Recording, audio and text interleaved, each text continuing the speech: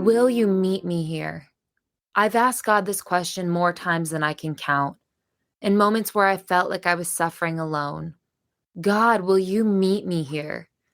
In the midst of my pain, my doubt, my mess, my sorrow, in the overwhelming anxiety, in the darkness of depression, in my suffering.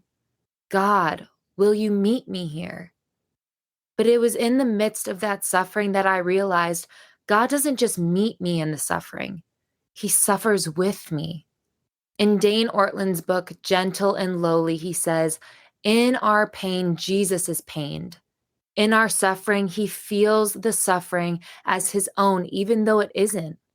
Not that his invincible divinity is threatened, but in the sense that his heart is feeling drawn into our distress.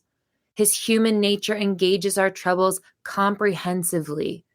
His is a love that cannot be held back when he sees his people in pain.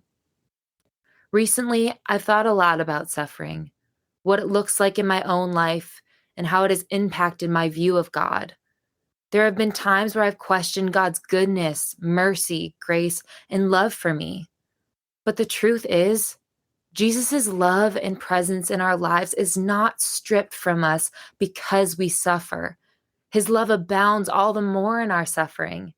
His love is not bound by our brokenness. He meets us in our brokenness. His love is not withheld because of our wandering. He meets us in our place of wandering. He walks with us step by step. He cannot bear to let us walk alone. He is in sync with our suffering.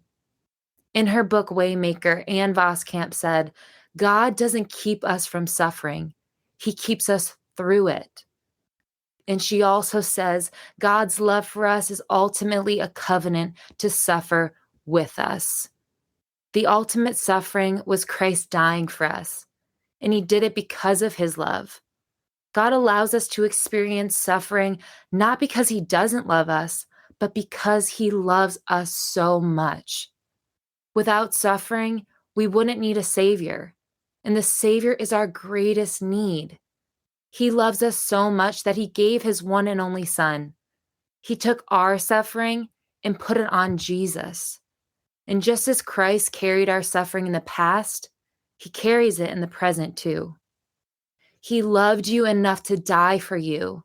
What makes you think that his love for you has changed now? He suffered for you then. He suffers with you now.